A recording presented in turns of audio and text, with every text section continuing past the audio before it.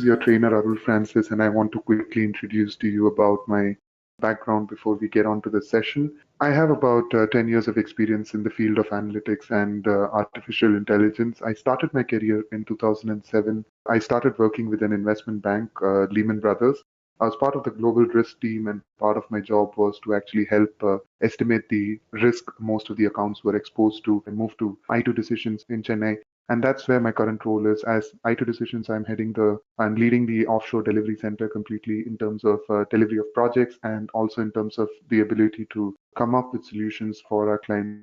Our Center of Excellence team is working on AI projects. We are doing a lot of projects from chatbot to text summarization to image classification, all of that using deep learning and TensorFlow. So we are at a very, very exciting stage at this point in time where we are using tools like TensorFlow, Keanu, and Keras, and techniques like deep learning techniques like CNN, RNNs, LSTMs, and sequence to sequence models, which are very, very important in terms of being able to actually create some very solid use cases, which are very, very helpful, especially in terms of businesses and their ability to solve a lot of problems.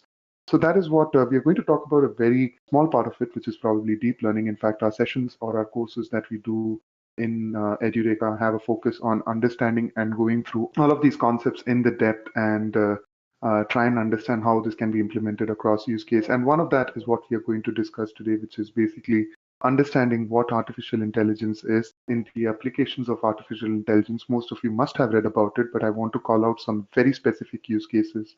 Then within the subset of artificial intelligence, there is this one important part which we call as machine learning. And we want to clearly outline what are the differences between machine learning and deep learning. And deep learning comes through something called as neural network, and we will also look at a hands-on use case of neural network, right?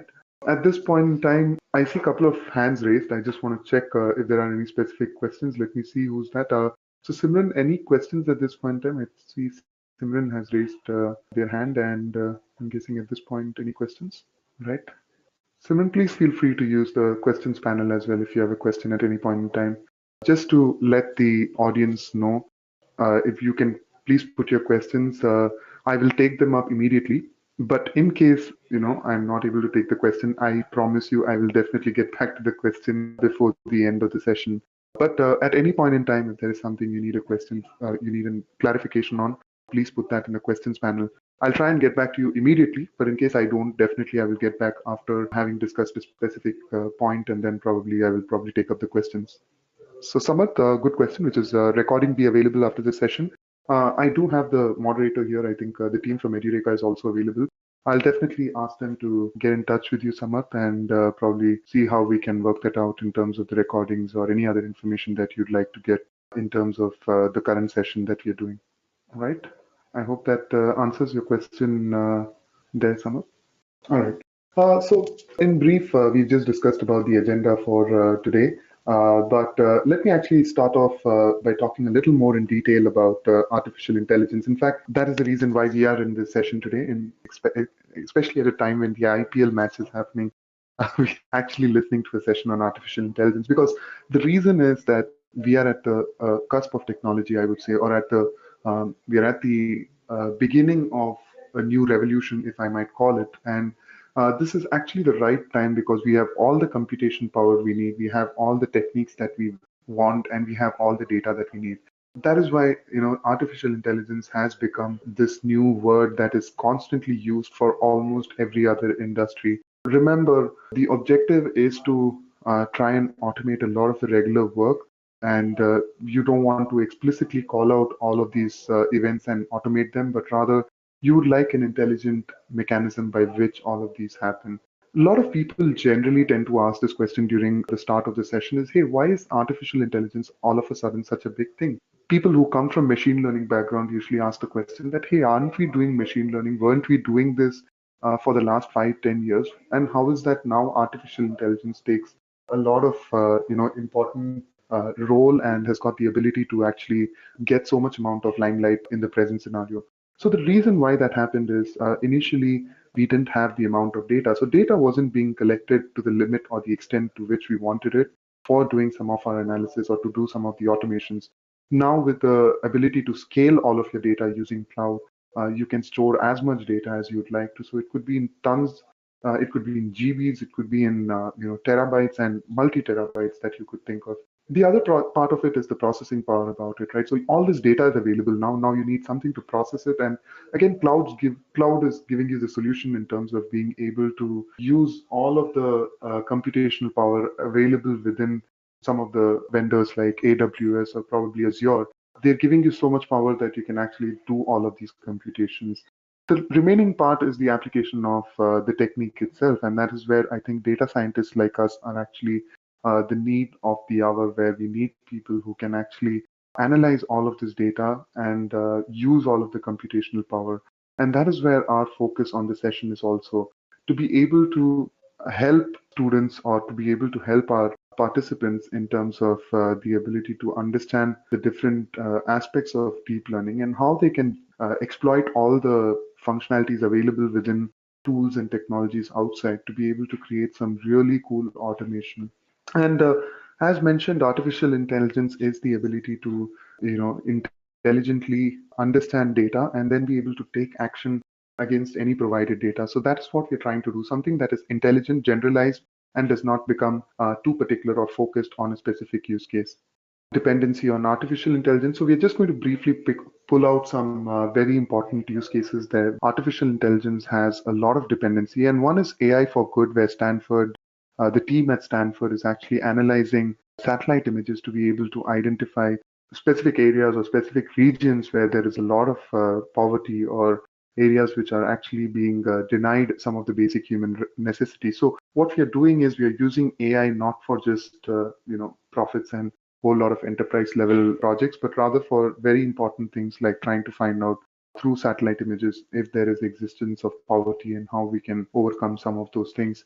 Aviation is something that's been using AI for a long time. From the mechanical part of it, they've been using it to analyze engines and predict failures, and also at the same time try and create efficiency for airlines and be able to, create a bottom line growth for most of the airlines. So that is one aspect of it, and then there is the business aspect of it, where there is the ticket price determination, which is a dynamic pricing model trying to predict what is the right price the user will pay and make sure that you provide the right price so that you have a conversion in terms of aviation aspect of it. Education is something where the important thing about application of AI comes in there, because there are a lot of projects where people are trying to actually understand the different characteristics of students and then be able to actually customize some of the content that is there for these students. Now, there are a lot of things that are happening in terms of education. In fact, there are very successful projects that have been implemented, and Google is also coming up with its own tool that is more focused on education for all, which is basically trying to make sure that there is a very customized learning and teaching methodology that can be implemented for students to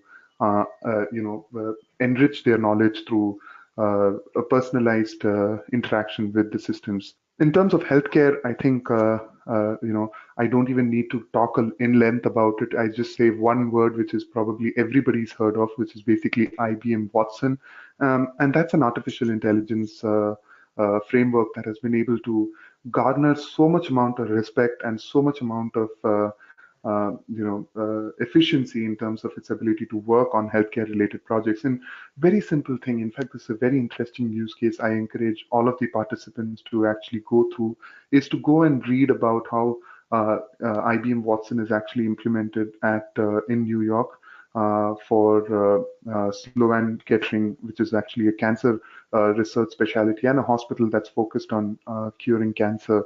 So you can actually see IBM Watson has been able to help a lot of oncologists in terms of trying to find out, first from the diagnosis perspective, being able to read through scans and reports and be able to predict the chance or probability of a person having cancer. And the next thing is, once it detects cancer, it can also, on the basis of your data, help and identify what is the best path or best treatment plan that should be there. Remember, cancer is very, very specific. So the treatment plan that is for a particular person changes from people to people. And you need to have an algorithm that can identify people and with less amount of error, be able to help out people in identifying the best possible, cure or best possible plan in terms of the treatment to help them recover fast and be able to do well in life as well. So that's where healthcare is, and I'm not going to go much into it because I know a lot of people must have read about it. And if you've not, I would encourage you to read about it. You'll really find it interesting. And some of these are path-breaking technologies because remember,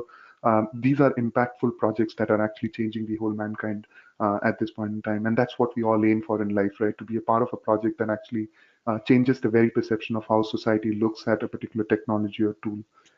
In terms of heavy industries, there's oftentimes the most important thing has been talked about is automation and how we are removing some of these things. And very interesting use cases about the offshore drilling centers where a lot of metrics are captured in terms of extraction and failures of machines. And that's where you have very smart and intelligent AI tools that are available that can actually detect failures. And the other things are in terms of repetitive projects that are done, which can be actually automated through a learning process through data.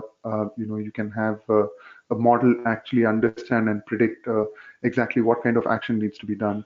So from heavy industry, again, there's a lot of use case. And then from the finance aspect of it, I think the trading part of it is one where, time immemorial AI has been a very important concept.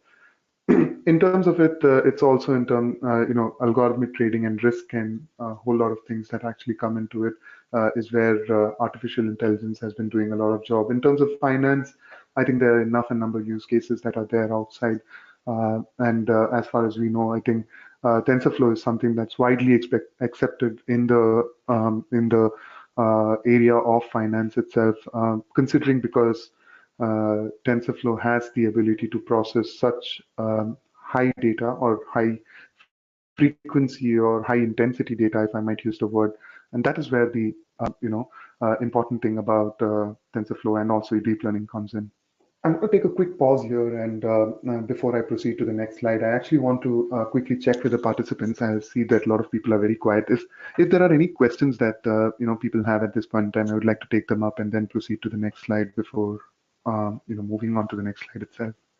Any questions at this time, guys? All right, no questions. I'm hoping the students are finding it interesting. The participants are finding it interesting.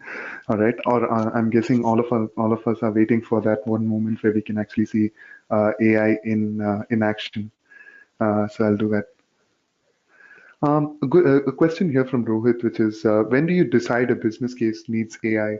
I think the most important thing is to look at how much data is available, Rohit. So I'm going to put in a important term and condition, if you might call that particular part of it, which is that the implementation of AI depends a lot on the type of data that you have. So if you want to completely automate an entire process, it completely depends on the amount of data that you're already capturing.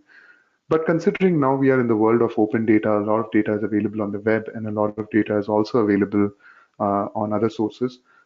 Data does not seem to be the issues, but rather you look at the ROI of implementing an ROI, implementing an AI, sorry, and you have to look at how much cost is going to be involved in developing an AI solution by replacing, let's say, a process being driven manually.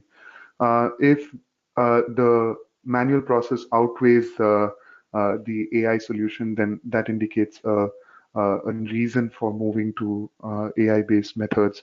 Also, remember one more thing is that AI does involve cost running on cloud, and also in terms of the amount of data that you're going to store, all of it takes a certain amount of cost. So both of these factors needs to be taken in, Rohit, before coming to a conclusion on which business needs AI, basically.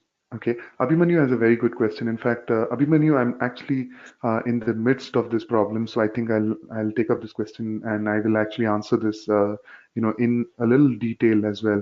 So one of the things that Abhimanyu asked here is he would like to know how a web application developer will use AI and ML and to what extent he needs to understand it. The very common problem that we are facing, in fact, is websites have become rather static, and in fact, the world of apps have taken over a lot of the website business right now. Now, one thing is the reason why we prefer apps over, websites is because of the fact that they are available in mobile and they're also available in terms of at any point in time. The other thing is we consider websites are very important is because you know websites have the ability to serve content dynamically, which means you have the ability to personalize the experience every user has. This was not the use case 5 or 10 years back. Now you've got the data, you've got the kind of users who are coming into your website, you have a pretty good idea of who they are, and now what you want to do is personalize your website towards their experience. And the entire web experience changes when you're actually creating a personalization element for them. And that is where AI is actually coming in. So your ability to analyze different features or different aspects of a particular user and then be able to serve content dynamically is one use case. Could involve recommendations, could involve a certain element of changing the interface for them, or probably being even more personalized, which means if you notice a user is coming quite often, how can you actually communicate with them? And in fact, the important thing is nowadays most of the websites have started to bring in chatbots. So what they want to do is they want to not only leave the website as a static thing that resides on your Chrome browser, but rather be a communication tool between the backend organization and probably the front end in terms of the user. So a lot of use cases trying to stream data, understand what are the different types of customers and personalizations, recommendations, and then the final aspect of it is to bring the chatbots, which are trying to bring in the human element of interface of discussion with the particular customer as well. I hope that answers your question, Rohit and Abhimanyu. How AI will help in analyzing the video analysis. So a lot of use cases, Prasanna, there. Some interesting use cases are, captioning a particular video, classifying different streams of videos as well. And usually these kind of techniques use techniques like RNN or LSTMs that we talk about. So a lot of applications in terms of captioning, and as I mentioned, the classification of frames and then be able to correlate different videos is something where AI is being actually used.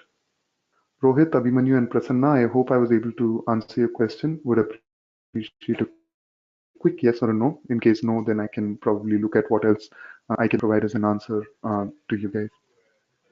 Thanks, Prasanna. I hope Abhimanyu and Rohit, the questions were clarified. All right. As we move on, let's look at artificial intelligence. Now, remember, artificial intelligence is a macro concept, and there are micro aspects to it, like machine learning. And within machine learning, there's another super micro concept called deep learning. Now, when you stretch the globe out and when you flex it up a little bit, artificial intelligence is not something that started up somewhere in the last 5 years or 10 years, and then suddenly, we have a situation where artificial intelligence becomes this new thing. No, it's not that way.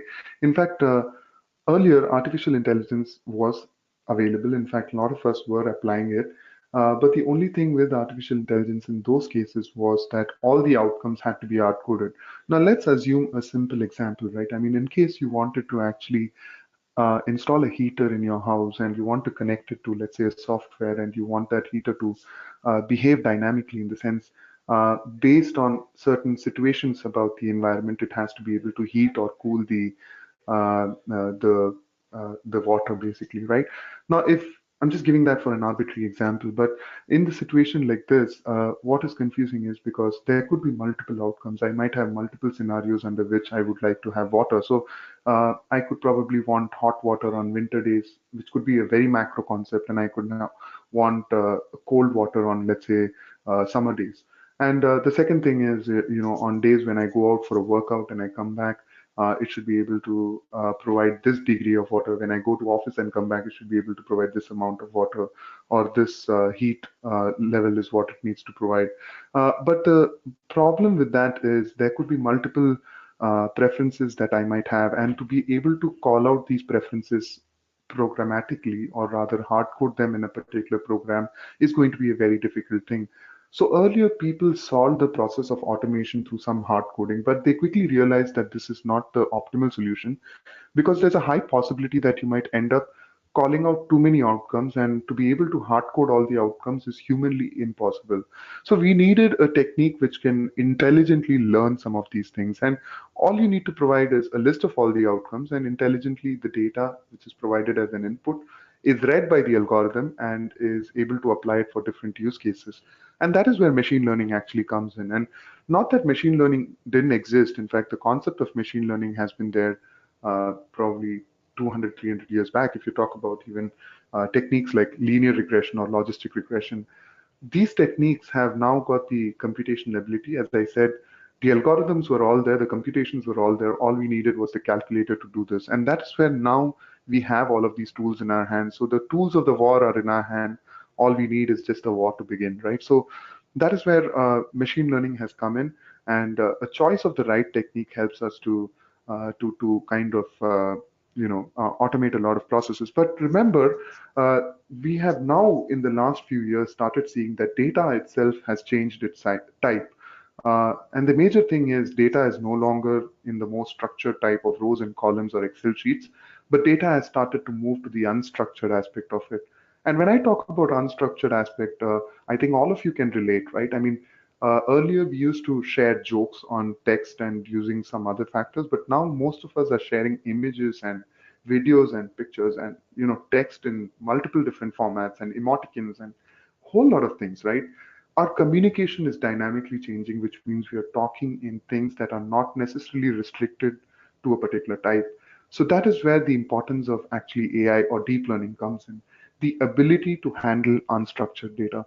So to me, if you ask me what is the difference between other machine learning techniques and deep learning, is simply put, deep learning takes up unstructured data like it's a piece of cake for it, right? So it's just breakfast for deep learning when it talks about unstructured data, and it is very, very powerful. It is very intuitive to actually implement deep learning, and the simplicity and prototyping of a deep learning is easy, so it is possible to work on any type of data. And as mentioned, some people had asked, how do we apply video? How do we do it on images? Any use case, you don't need to worry about it. You have techniques that can actually take care of all of them. So a follow-up question from Abhinanyu actually, and I'll take that up here. As a web developer, will I mostly be using existing libraries and incorporate them in my application, or you need to understand ML and AI in great depth to be able to use them optimally? So to your question, Abhimanyu, to a certain extent, you will not be using your existing libraries because those libraries are more specific towards the application development aspect of it. The libraries more specific to ML and AI are on the data aspect of it, which is to be able to analyze the data and then be able to look at different computations to be able to optimally decide what needs to be done. Maybe there could be a couple of overlapping libraries that could exist, but on a whole, most of the libraries that are specific to ML and AI are different. In fact, TensorFlow is a very different library, although it can be applied in multiple environments like JS, or it could be possible to implement in C++ or even Python, although our session today is going to talk about Python. But what you need to understand is a very good thing that you already are aware about is the kind of data that actually comes from some of the websites. But what you need to focus on is to be able to understand how to optimally use this data. So that is where the focus on the sessions is going to be actually. Another interesting question, in fact, Neetu Kumari has asked this, which is how is AI implemented in cloud computing? So remember, a lot of the models are not actually implemented on CPU. When I'm talking about images, a simple image like, let's say, a simple image that our phone clicks probably is about 1,000 to 1,000 pixels. That's about huge amount of data that actually goes in for an algorithm to actually analyze. When we are talking about text, it seems, for example, a chatbot probably is training on a lot of chat instances that have happened in the past. And typically, a good chatbot is one that can learn on 3.5 million data sets. And so there is a lot of data that is available. And to be able to process all of this data, CPU is definitely not possible. And probably some of the in-house servers can take care of it. So on-premise servers can do that, but then how much can you scale it is where the problem is. So cloud allows you the flexibility to scale depending on the kind of data that you have. So that is where AI is implemented using multiple use cases. You have data storage within cloud. You have the processing aspect of it. Although I'm not a very good cloud expert, I'm not an architect on that, but just a couple of things that Azure or cloud, Google Cloud, or probably AWS offer in terms of different packages that help you to actually process all of this. So that is where it's implemented. in terms of AI. Yes, that's correct, Abhimanyu. We'll be using ML in AI libraries. Absolutely, Abhimanyu. So the question is, Abhimanyu is actually, I think, more than a question. It's a point which is basically, is there a need for an application developer to understand ML algorithms to make applications more intelligent? Absolutely. In fact, an understanding of the ML algorithms is very important because uh, it's a it's a knife for every problem, basically, right? So you don't want to use your tools for every problem. You want to intelligently make a choice on what kind of tool you would like to use to solve what any kind of problem that you actually have, right?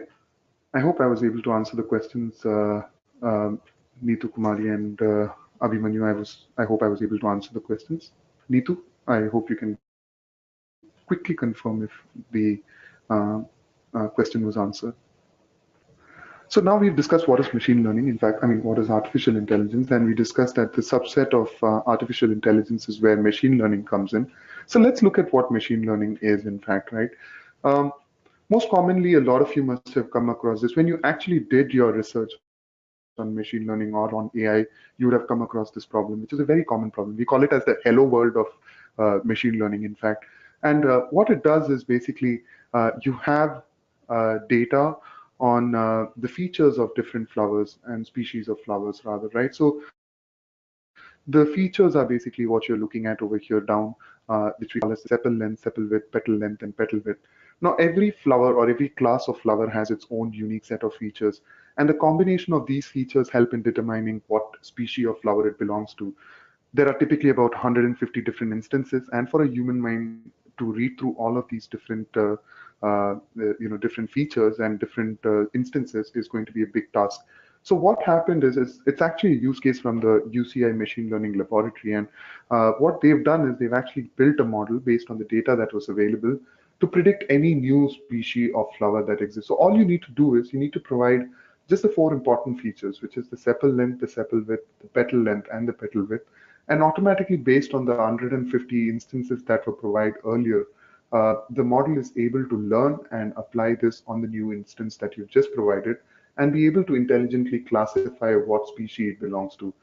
So that is a very basic understanding of how a machine learning algorithm works. And it could be scaled up to different problems. So it could be scaled up to probably if you can identify what species of flower is there, you can also scale that up to look at images and find out if the image is of a dog or if it's of a cat, or probably even what breed of dog it is also to a certain extent. You can do that if you can provide the training for an algorithm. Now, if you talk about images, the complication is that images have multiple pixels, and there's so much amount of dimensionality that exists in the images that we need to actually analyze this very carefully and process all of the elements intelligently to be able to actually classify them. Because remember, any misclassification of calling a dog a cat or a cat a dog is definitely not the most optimized use of an algorithm. So we need to intelligently help an algorithm to make some of these use cases. Now, there are a couple of limitations that machine learning itself comes in with. And as much as I'm a proponent of machine learning, I call out openly the situations at which it might not work. Now, it's easy to make it work when you only have the image of a dog, but let's say that the dog is a part of an image or a family pic, basically, right? Now, this is a high dimensional image. There are a lot of factors that are to be seen in this particular image. There's probably, as you can see in this example, there's the mother, there's the father, there's a kid, and then he has a sister, and then there's the dog. So an ML is actually going through all of these factors before being able to look at this one small piece over here.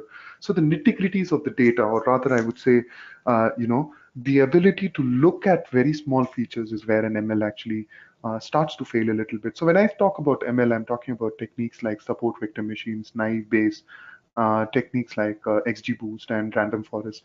These techniques can do image classification, but remember the problem is that the abstraction level on images or the high dimensionality that exists on unstructured data is simply very difficult for any of these other machine learning algorithms to work with. So what happens is that they typically start to have very low accuracies.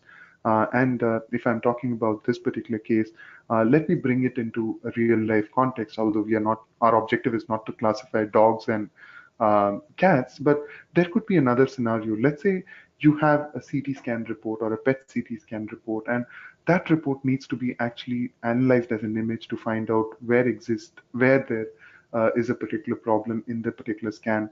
Across different training examples, you can train out different classes of problems, and it has to look at minute levels of the scan report to be able to find out what exact problem is this. And that is where, if there are these small little aspects or very few pixels that actually cover the problem will be there, is going to be a very tough task for other support vector machines. That is the reason why we actually work out with tools that probably have to overcome the machine learning shortcomings. And to overcome that, the unstructuredness and the high dimensionality of the data is where deep learning comes in. So, uh, every sword has its own unique reason. So here is where I make a very important point, and that is, I'm not saying that machine learning doesn't work or it is not useful at all. There are certain use cases where machine learning is absolutely applicable. Now, for instance, you want to actually predict a credit risk, for example. You want to identify who are the people who are likely to default on a loan or not. Machine learning is absolutely like a knife on a butter. It can work through very well, predict on all use cases without absolutely any misclassifications, or at least you have a lot of control in terms of trying to take care of all the misclassifications that happen. So that is where a lot of machine learning is absolutely applicable and as a huge use case. I'm going to quickly talk about deep learning. In fact, we're going to talk about what is deep learning and its application. But before I get there, I'm going to again quickly take a pause and check with all of the participants if there are any questions, if there are any clarifications, or if even any points that you'd like to make at this point in time before we actually proceed to the next part of it. Does so Rohit has a good question, which is does ML different from IoT? ML could be a part of IoT, Rohit. So in fact, IoT is a larger concept like artificial intelligence, and in IoT, you're talking about connected devices. A lot of these devices could probably require a certain level of artificial intelligence to automate some of the tasks given the data. So ML is probably a component within IoT, is how I would like to put it in this particular case, Rohit.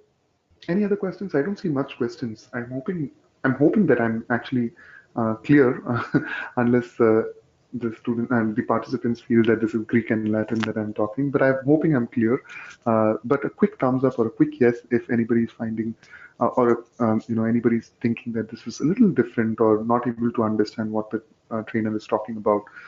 So feel free to let me know that. That itself is also good feedback, so that I can, try and clarify some of your doubts. Because at the end of this session, what I am looking at objectively is that you have a good understanding of where AI works and what is the technicalities of AI is basically is what I'm looking at. And then probably that triggers in the passion to actually learn in a little more depth about AI as well.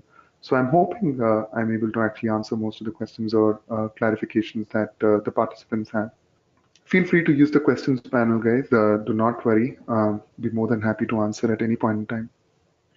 Now, deep learning actually starts from, or origins of deep learning actually come from a technique called as neural network. And the word neural network itself is how our neurons within our brain actually process all of the information. So if you would like to call it, deep learning is actually a simulation of how our brains think and analyze data. So that is where I'm going to quickly call out very categorically how our brain actually processes information. Um, the general way, absolutely, Prabhakaran has asked about speech recognition. Absolutely, Prabhakaran. I'll answer that question in a moment from now, while I just bring in this similarities between deep learning and our biological neuron. For our brain, right, there are five inputs basically is what I call the five senses is what the inputs are basically for our brain. So I think all of us have the vision, the sense of vision, the sense of smell, taste, touch and feel, perception. All of these are basically senses that are there. These senses are the input data for our brain. So let's take an example, right? So you look at an apple for now, right? An object, for example, is an apple right now. How did you know that it was an apple, basically? So your eyes projected, let's say, a certain degree of light or something on that particular object. And once your eyes actually looked at the object, you perceived all the features related to that object. So for an apple, you looked at possibly the length and breadth of it, probably also tried to estimate what weight it is, and then you basically looked at what color it is. When all these things actually came together, your brain actually quickly took a decision and said that it's an apple. So what happens is in your brain, basically, or in our brain rather, the moment you look at a particular object, there are chemicals that are passed out from our dendrites that we are seeing over here. So they receive all the signals from the senses, they process it and send it to a cell body. Within a cell body is where all of these aggregations are taking place. Remember, you can also touch and feel the apple, you can smell it, and you can probably look at other things. So when all of these five senses aggregate together, they're processing all of this information. So there is a judgment table, if you might call, within your cell body that is taking all of this inputs, and it is putting them together, and then it is saying that it's an apple. And then once it's known that it's an apple within the cell body, it passes it on to another cell to probably take some other action, which means once you know it's an apple, the next action you take is to cut it or probably take a bite of it and quickly finish it off so that you can have a good meal. So how deep learning is working out is it has to take input data. In this sense, probably the input data could not be the five senses, but rather the data could be the ones that we are actually going to provide. Um, so it's very important to understand how our brain works because sometimes in fact, I've started to appreciate a whole lot of things in terms of how our brain is actually able to process information, things that we take it for granted, right? Subconsciously, our brain is doing a million calculations, and we start to appreciate it more when we actually see deep learning in work because you can see how much amount of processing actually goes in to be able to develop a very strong model with great applications. And it is probably one-fourth of what our brain does, but still, it has got so much amount of computation that needs to go. And imagine the amount of computation our brain does. So that is where the interesting concept of, neural networks being a kind of simulation of our brain is an interesting concept. I have a quick question here, in fact. Abhimanyu's question, which is basically, is AI and ML development treated as a career completely different from application development, or it overlaps to some extent with application development? In fact, the entire thing, Abhimanyu, is that although people start to associate, and I certainly feel this is sometimes a wrong association, is that people start to think AI and ML is very much only for data scientists and people who deal with data are supposed to work on this. But in my opinion, I think every person who is working on application development should be a part of AI. The reason why I say that is because, the only missing component mostly in most of the application development is basically bringing in the AI aspect of it. And it's not rocket science that it is very complicated or it is very, very, different. It's all about getting the components together, which is important. And that's what focus on trainings are usually, which is basically trying to bring the components together. Once the components are there, integrating it within your application is just probably another component like putting together, let's say, a component that could probably fetch data from somewhere in the backend. I'm just giving a simple example, although I know I'm dumbing it down really low. But then what I'm trying to say at the end of the day is that bringing these components of AI and ML within your application development only enriches it. And I personally am a proponent of the fact that AI and ML should not be restricted to data scientists. In fact, every person, right from this leadership to all the way until a person who's on to development and right on the floor, building applications to bringing things together should be available or should work on AI because at the end of the day, AI is all about how we train it, and we all are intelligent about our work. We know about our work, and that is where a data scientist is not a specialist in a particular aspect of the business. And that is where people who are in app development know what customers want, know what users look for, and integrating AI and ML there tries to add an advantage to the application that is there. So in my opinion, I don't consider them as two different streams. I would rather say it's a part and parcel of the entire application development.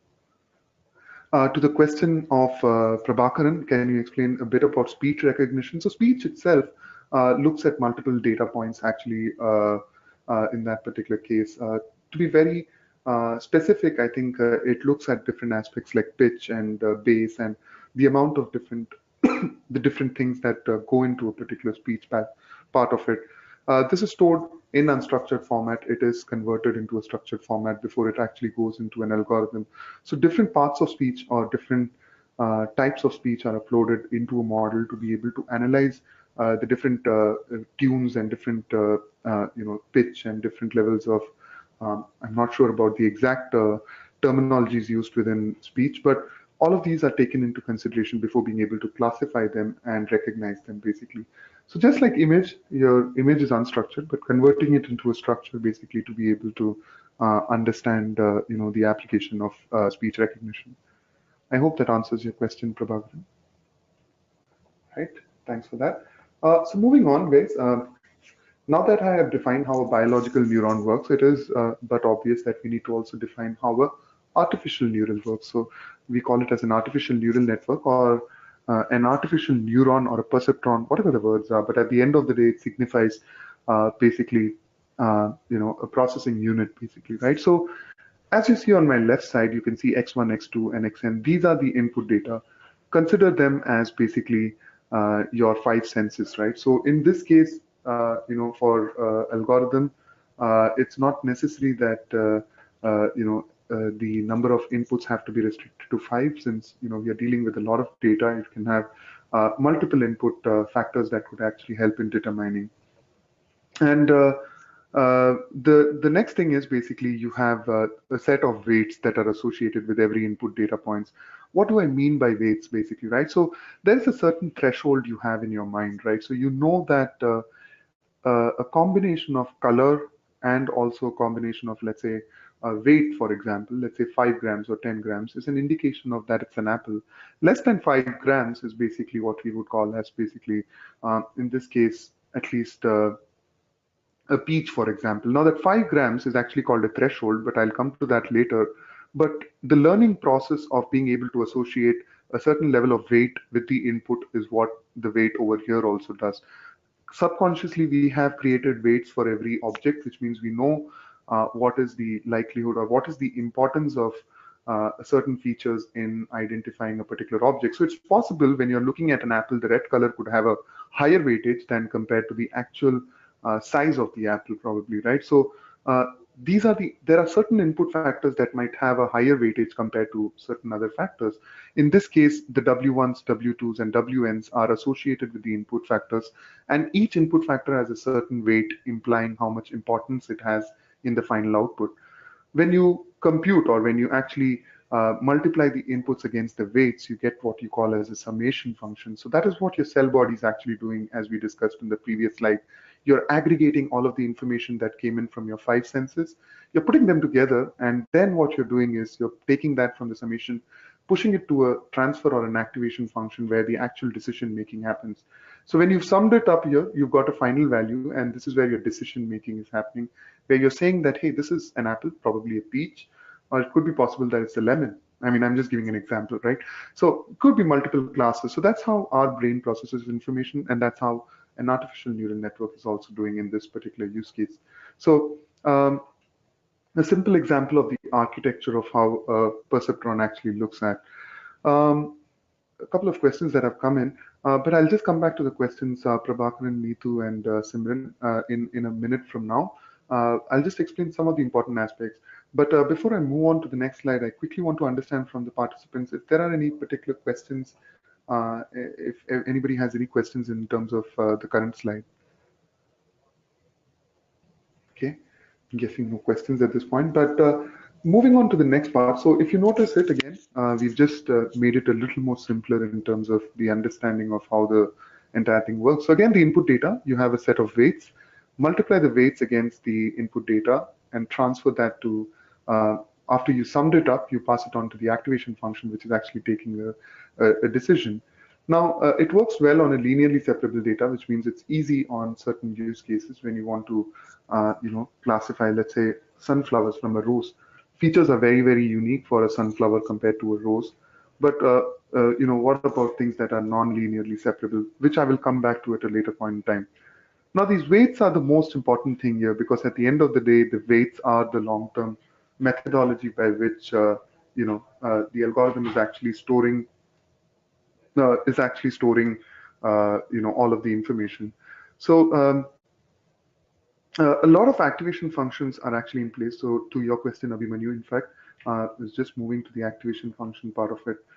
So before I move to that, but I just want to quickly talk about how the weights are actually determined, and that way, it'll be clear to understand the actual implementation of an AI algorithm. Now, weights are typically you would you can probably associate them with things like a coefficient. They're like a slope in a regression analysis. Initially, and remember, when you run a regression, you have only a single set of weights, but not in the case of a deep learning algorithm. You start off with an arbitrary value of weights, which could be probably as small as zero, but through iterations or multiple processes, the weights will actually improve. So what it does is it uses an arbitrary set of weights, multiplies the input against those weights, sums it up, passes it on to an activation function, and predicts an output. It already knows what the actual output is, so compares the predicted output against the actual output and finds out how different they are. The moment it knows there is a difference, what it does is it goes and updates the weight. And it keeps updating this weight until a point where the weight is able to predict exactly the output given the input. So the moment the accuracy is reached, it stops the updation of weight. So it might start with an arbitrary value like 0.01, but let's assume that 0.08 is the weight at which the input is helping the matching the output against the predicted output. So it takes 0.08 as the final output. So what it happens to do is across iterations keep updating the weights to identify the best combination of weights for predicting the output exactly. So as we can see over here, what we have is the formula is WJT plus 1, which is the new weight, is a function of the old weight plus n or eta, which means you want to decrease or increase the weight depending on the difference between the actual minus predicted into x, which is the input data set basically. Now, I know a couple of questions came in, which is basically what types of activation functions actually exist on the data. Now, there are multiple activation functions. What we're looking at over here is a step function. During our sessions or during our course, we go into the depth of what activation function is used at what kind of situations. In fact, this is a step function which is zero until a threshold is reached. The moment the threshold is passed, it starts to become a positive number or a one in this particular case. This is what we call as a binary or a step function. There are activation functions like the sigmoid activation function. Then there is this cosine function, multiple activation functions. All of these activation functions are available within TensorFlow to actually implement some of these cases. Now, depending on the end output or use case, you need to make an intelligent choice of activation function. I hope that answers your question, Abhimanyu. Now, there's another thing which Chetan has asked as how are weights decided? Weights are arbitrary initially, Chetan, but over iterations, the weights will change, which means, you might take a choice of an arbitrary weight, but that might not be the best choice. So you keep iterating until you reach the right weight. So that's how they are. They're not static, rather they're dynamic. Simran, is AI have any existences without deep learning? There are hard-coded use cases, Simran, which actually uses AI without deep learning, but they aren't scalable to the level at which AI deep learning is basically. Um, Yes, absolutely. Prabhakaran, is DL or ML, part of, is it important in speech recognition? Absolutely, it does help in that case also. Recognize speech context, rather. Sorry. So yes, it does in that case as well. And to your question, Neetu had asked a very interesting question, which is autoencoders. Why do we autoencode? Now, autoencode is basically, again, a family of deep learning algorithms that are unsupervised, which means unlike the data set where we have classes explicitly mentioned, in an autoencoder you do not have classes mentioned. So rather, it's a dynamic tool that can do a certain level of automatic classification or best known outputs that it has to replicate given the input. It can also be sometimes used as a dimension reductionality technique in this case, Neetu. Absolutely, Abhimanyu. So Abhimanyu's point here, so for a particular problem, only the weights are changed in every iteration and the activation function remains the same.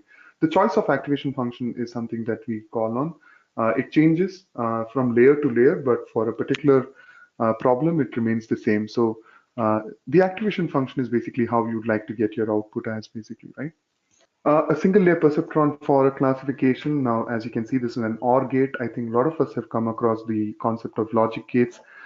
Here, the output is called a true, which is basically one when both the cases or either of the cases are a one. The moment both the cases are a false, it indicates a false. So as you can notice over here, you have the x1 and x2, which is the input data. We've arbitrarily taken a choice of weight as one, basically, right? The input data multiplies with the output data, which means 0 into 1 plus 0 into 1, which is basically 0, and that gets marked over here in this origin over here. Similarly, 0 into 1 plus 1 into 1 is a 1, and that gets marked over here in x2. The same way x1 gets marked a 1, and then there is 1 into 1 plus 1 into 1, which is basically a 2, which get marked here. Now, t is equal to 0.5 is a threshold. Anything that crosses the threshold is basically classified as a separate group, and anything that's within the threshold is called as a separate group. Now, this is very easy for a single layer perceptron to classify. An OR gate is simply put when either of the cases are a true, or when either of the cases or both the cases are a true, the output is a true. Now, it is easy to do this because it's linearly possible, but the complication arises when you're talking about non-linearity in the data. And typically an XOR is when either of them are a true, it has to be classified as a true, but when both are false or both are true, it needs to be classified separately as a false. And as you can see, the same objective with which we built the earlier logic gate, you will notice that there is a certain level of misclassification that is happening here. Now, XOR is a kind of nonlinearity that exists in logic gates, and application of a single layer perceptron typically fails over here. And that is where you need to actually talk about multiple perceptron case, or what we are talking about here is basically the uh, more than two neurons kind of situation. A single neuron has the architecture that we just saw earlier. This architecture is what it has. And we are saying that we need to have multiple architectures like the same, which means multiply this by n number of times to scale up the algorithm. So that is what we're talking about when we get into a multi-layer perceptron and its application. In fact, as you can notice over here, you have the input data, x1, x2, x3, and then there is this y1, y2, y3. Each of these y1s have a summation function, as you can notice over here, and it also has an activation or a transformation function. The summation function, the formula as we talked about, is wi into xi. The transformation function applies a sigmoid transformation here, as you notice, which is 1 by 1 plus e to the power of negative bx. And what you have is basically, earlier you talked about a single layer perceptron. If a single layer perceptron is defined as x, you have a 3x over here, which is basically three neurons that are processing all of the information. One more thing that we didn't discuss about is basically the bias, and the bias is pretty much similar to the intercept that you come across in a linear regression. When all other input factors are zero, the bias is the value that the final output actually takes. But remember, bias has a larger function than that. It is very, very important to actually steer through the entire function. So whenever we look at the weights as your accelerators, you can call the bias as your steering wheel that is in control of your overall function and its application, basically.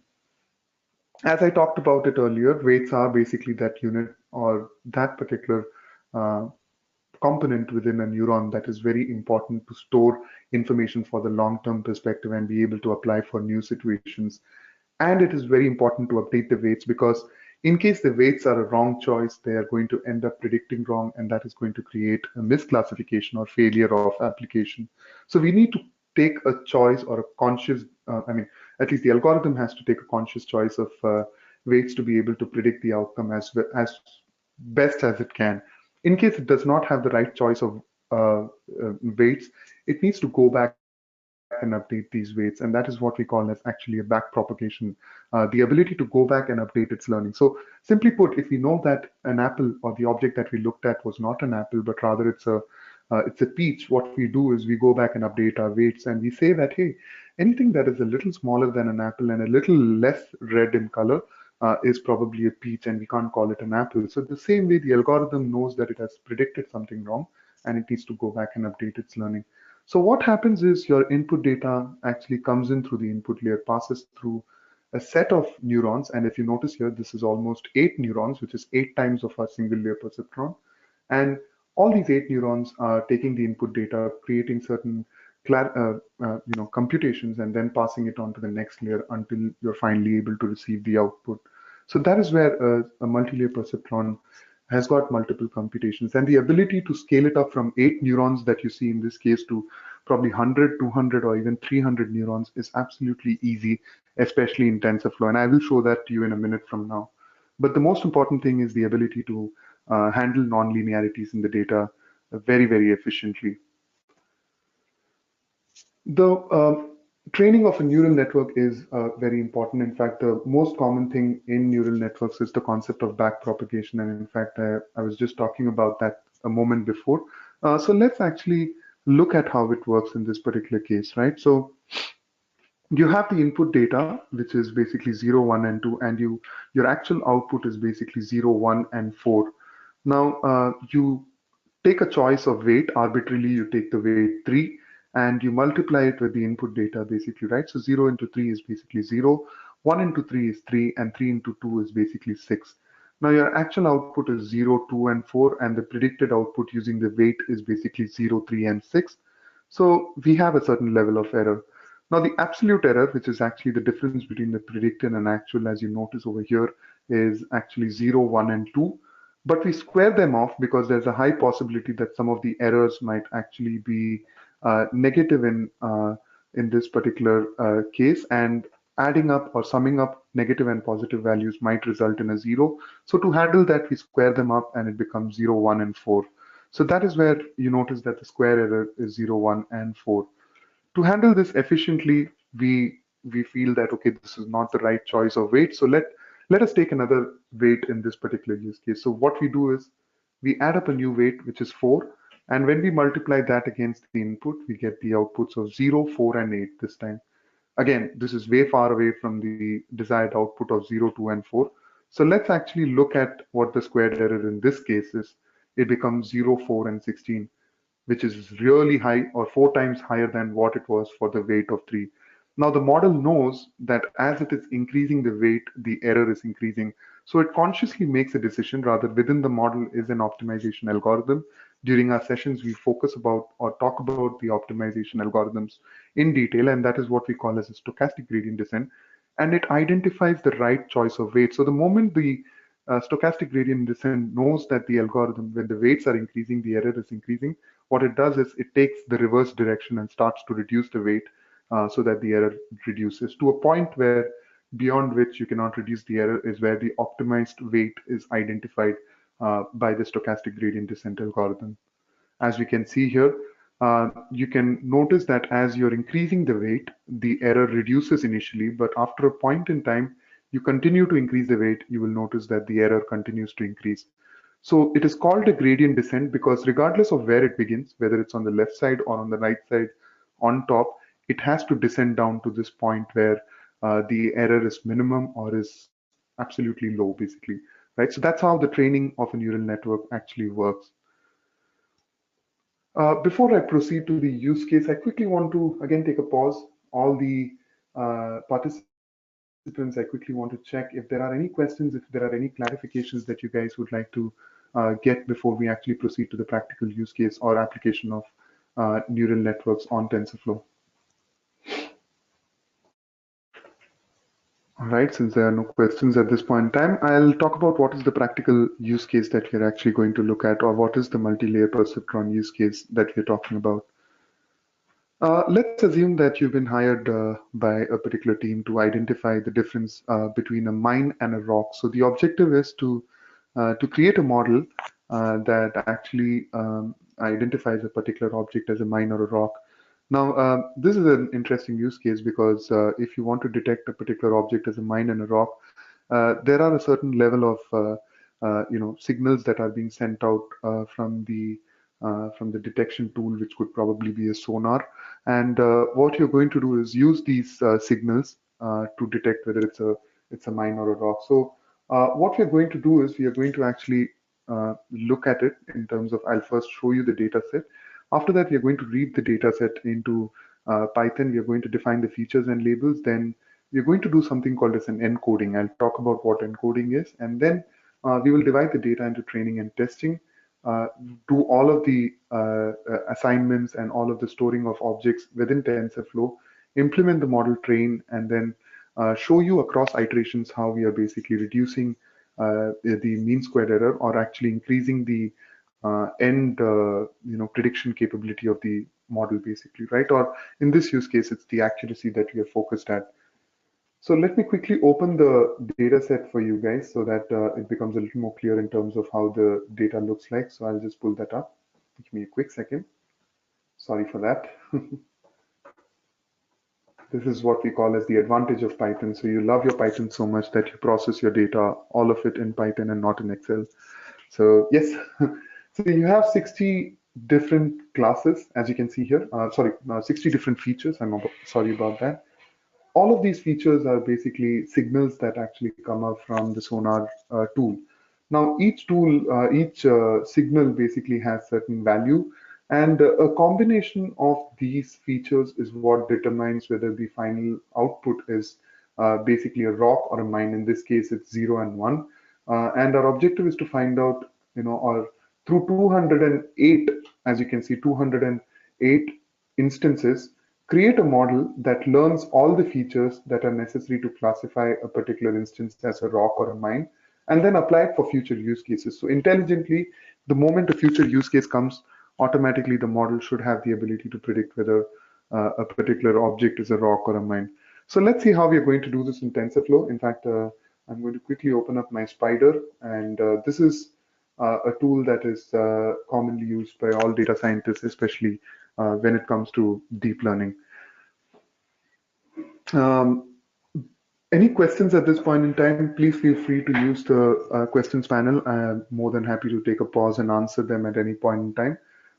And we'll quickly execute this model, and we'll talk about the different aspects that are there within this model before we actually see the final output as well. So a couple of libraries that are very important. Matplotlib is for all the visualization of the data. We import TensorFlow because we would like to process all of this information in TensorFlow. NumPy is basically multidimensional array and a lot of processing in multidimensional array. TensorFlow, in fact, is a combination of NumPy and scikit-learn. It has the important APIs necessary to run deep learning algorithms, and at the same time also got the APIs to process a multidimensional array. So NumPy is imported as NP. Pandas is where our CSV file that we just looked at is going to be imported by and created as a data frame. It's easier to process the data frame, and it's easier to actually work with the data frame as well. So that is where we are actually bringing that in. Apart from that, from scikit-learn or sklearn, we are calling in three more packages rather. One is for label encoding, which I'll quickly show it to all of you guys. And then there is the shuffle. Remember, these 208 instances that you're seeing right in front of us are in a particular order. So if you notice the final output, let me quickly open that. You'll see that initially all the ones are there, and then there are the zeros. Now, although the model does not get affected by it, it is important that we actually shuffle the data set up so that we can eliminate any existence of bias that could probably be there in this data set. So that's why we're going to shuffle the data. And then after that, there is the model selection, which has the functionality of train, test, split. So automatically splitting your data. So splitting this 208 instances into training and testing. What you do by that is you train on a certain number of observations, and then you test it on the other observations to see how the accuracy works. So let's assume that I have 208 instances. I divide it into 100 and 100. Let's assume for our example right now. So on the 100 instances, the training happens. It learns all the features and then applies it on the testing data set. Now in the testing data set, I hide the rock and mine classification. Rather, I ask the model to derive that. And then what I do is I compute or I compare both the outputs to find out the accuracy basically. Right. So that is where it's important to divide your data into train, test, and split. Now, a quick function here to actually read the data set. In case you're not comfortable with Python, do not worry. We do have a Python session as well before the TensorFlow sessions actually begin. We have a prerequisite session that focuses only on Python and how to use Python or program using Python. So this function that we have written over here is to use pandas functionality to actually read the data set. And then what we are doing here in line number 15 and 16 is basically to divide the data into X and Y. Now remember, quickly opening up the data once again, remember that Y is basically the 60th column that you can see over here, which is what we have discussed in our example here, right? So Y is the 60th column. All the columns from 1 to 60 are basically what we call as the X, basically.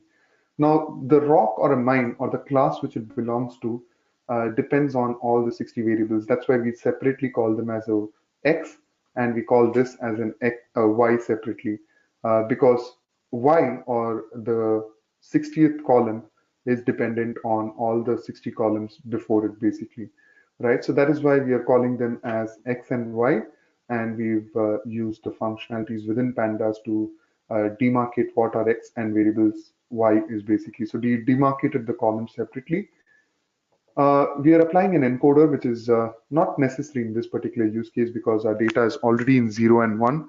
But in case our data was not in 0 and 1, we need to encode it to make sure, let's say if it was rock and a mine, or if it was fraud, not fraud, we will have to use a particular example like 0 or 1 to recode them. So that is what we are doing here, not really useful in this particular use case, but we're just showing that it's a good thing to actually do.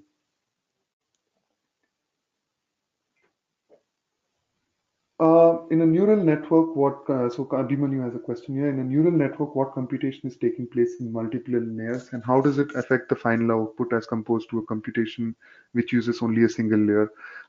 I'd like to bring the concept of big data here, basically. So what happens within Hadoop is basically you're distributing all of the tasks across different nodes or clusters, for example. The same way what you're doing in this particular example is you're distributing all of the work. So the neurons are freezed up. If simply put, if we had to have a single neuron in our brain to actually process all the information around us, there's going to be a definite traffic jam. So when we're using a multi-layer perceptron, what we are doing is we are distributing all of the tasks and making it easier for the algorithm to actually work efficiently and predict much more efficiently. So that is what we are actually doing in this particular case, Abhimanyu. So the processing time is faster and the accuracy is higher in terms of the final output. I hope that answers your question, Abhimanyu. Right. So moving on, encoder, as we discussed, is just a function to encode the variables, and there is also something called as one-hot encode. I just want to quickly call out what that basically means. Now, what a one-hot encode does is basically, let's assume you have the outputs as R and M. What a encoder will do is just convert this into 0 and basically convert this into a 1, basically, right? And a one-hot encode creates two new columns, and when there is a rock, it will basically call it as, let me put this down. So let's say it is 1 and 0.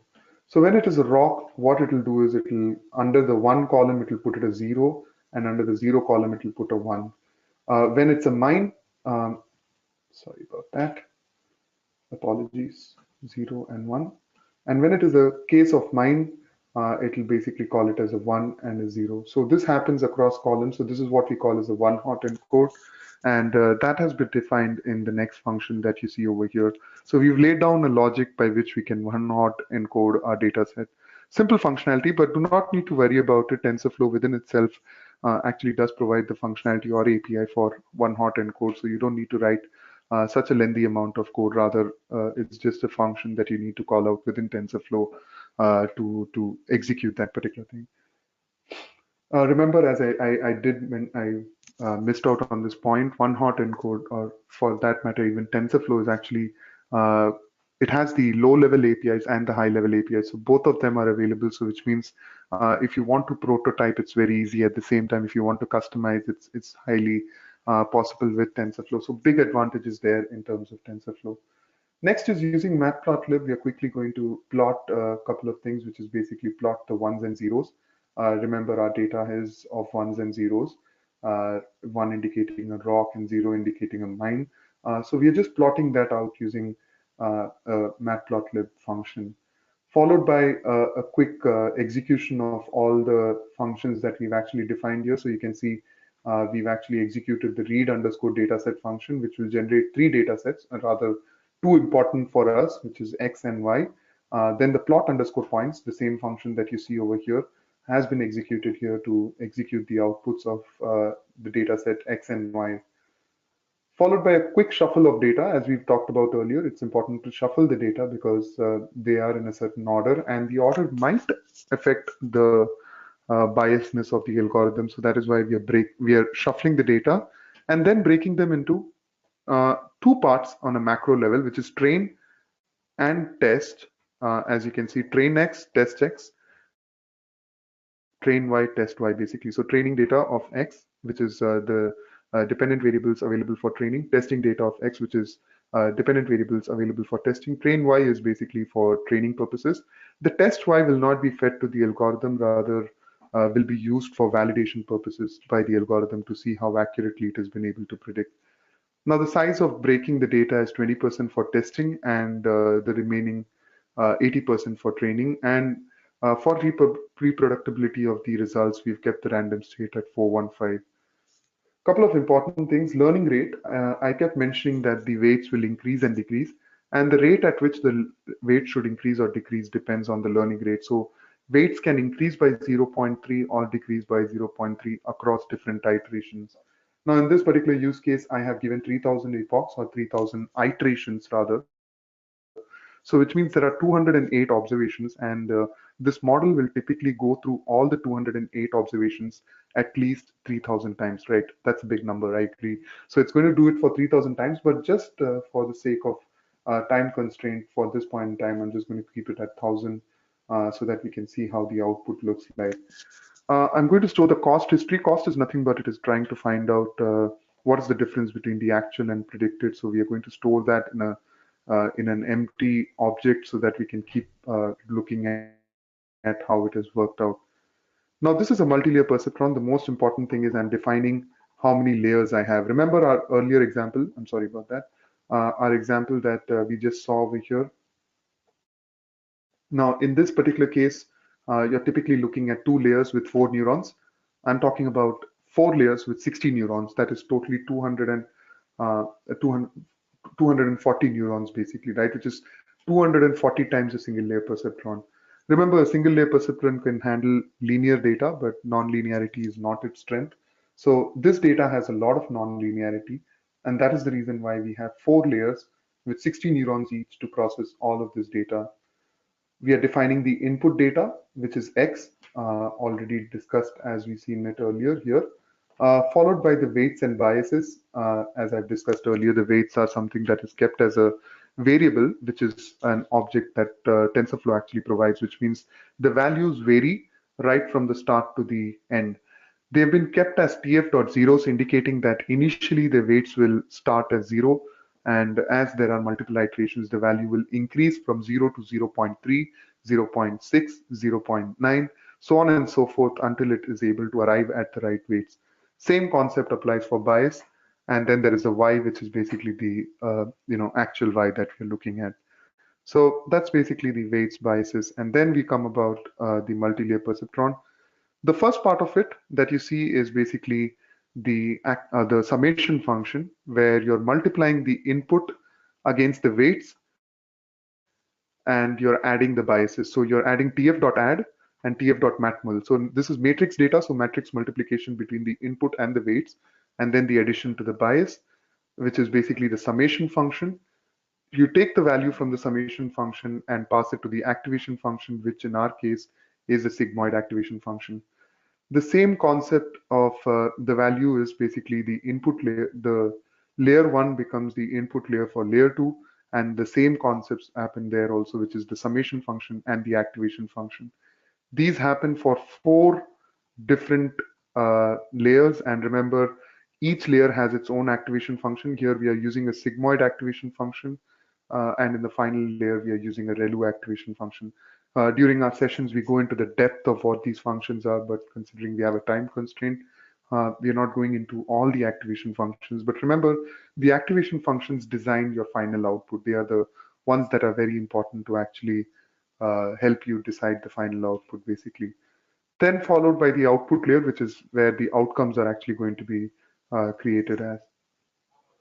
Now, although we've decided what our weights and biases are, it's important to discuss about the weights and biases for each hidden layer, and that's what we are specifying here through this particular part of the code, followed by the declaration of biases uh, uh, for all the hidden layers as well. So four hidden layers and one output layer for which we have actually specified the uh, biases as well.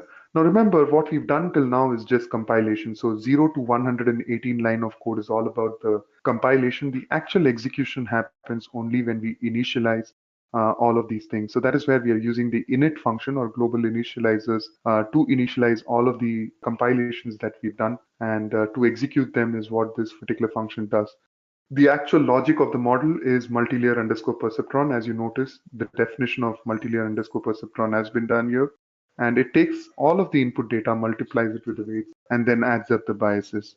Couple of important things within TensorFlow to declare the cost function. And as I said it earlier, we are using a gradient descent optimizer to basically identify the best possible combination of weights to predict the outcome, basically, right? So that is what we have done in this particular use case.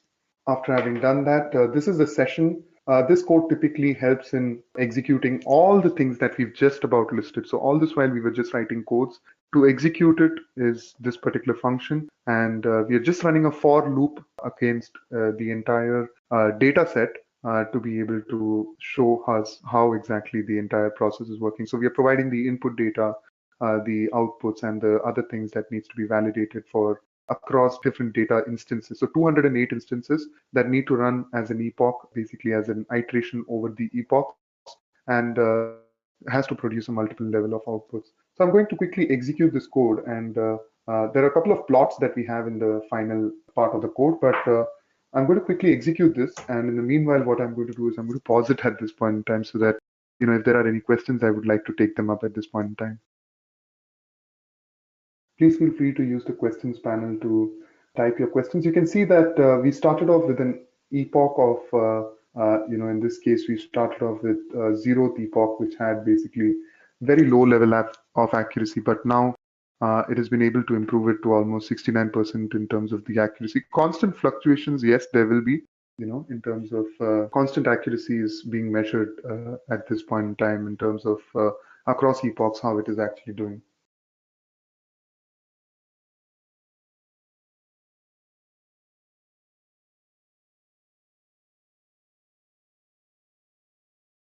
So it is running across epochs. It is showing a couple of use cases where it has been able to get about 80% accuracy, and you can notice that as it is running through. Any questions, guys, at this point in time? Any clarifications that you guys would like to get before we actually proceed to, the final output? Any questions? We're almost down to the final epoch. Now, this is what I was mentioning that, this is a CPU. So considering the amount of processing units available within a CPU is very less, sometimes such kind of processing does take time. That is generally the reason why we prefer to execute some of these models on cloud. In fact, in EduReka during our sessions, we do have Cloud Lab set up within our sessions.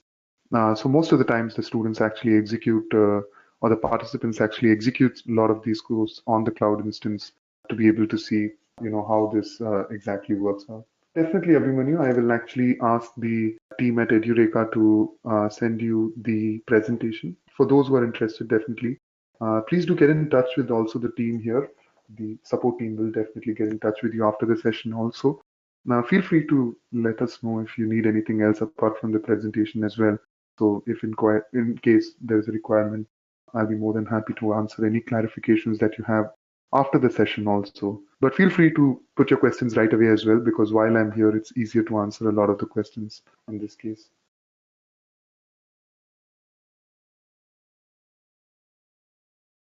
So almost about the last 15 or 20 epochs that are actually running. So if you notice, we've just about got to the end of it. So the final output is here. So you will notice that the final accuracy it has been able to arrive is at 78. But what is important is, yes, I've reduced the epochs from 3000 to 1000. If I'd allowed it to run for another 1000 or 2000, we would have been able to arrive at the level of accuracy. But notice the most important thing. We started off with an accuracy of 52%, as you can see in this particular object. But by the time we came to the 1000th epoch, we actually increased it to 78%. Now, across these epochs, the weights have changed, and it has the ability to change the weights to increase the accuracy from 50% all the way to 78%. If another few epochs I would have let it run, definitely we would have been able to arrive at a higher accuracy than what we are seeing at this point in time. But what is important is that applying the TensorFlow here, we have complete control of the algorithm, which means I have the control in terms of increasing the epochs or reducing the epochs, depending on the kind of problem that we currently have. So our sessions focus on tuning a lot of these hyperparameters. In fact, I know we've rushed through most of them because of the fact that we have a deficit of time. And during our sessions, our focus is in talking about what these different hyperparameters are, how they need to be tuned, and how they are actually supposed to be handled.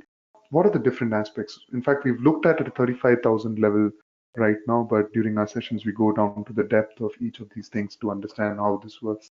And also implement this on cloud, because that definitely saves up a lot of time in terms of its accuracy. So it has shown across epochs how the accuracy has varied. Couple of epochs, it has been able to touch almost 85%. So the model has not consolidated, definitely, but just a use case to actually show how we are in control of the algorithm and different aspects of it. So I'm going to quickly pause here and will quickly take up if there are any questions that are there at this point in time.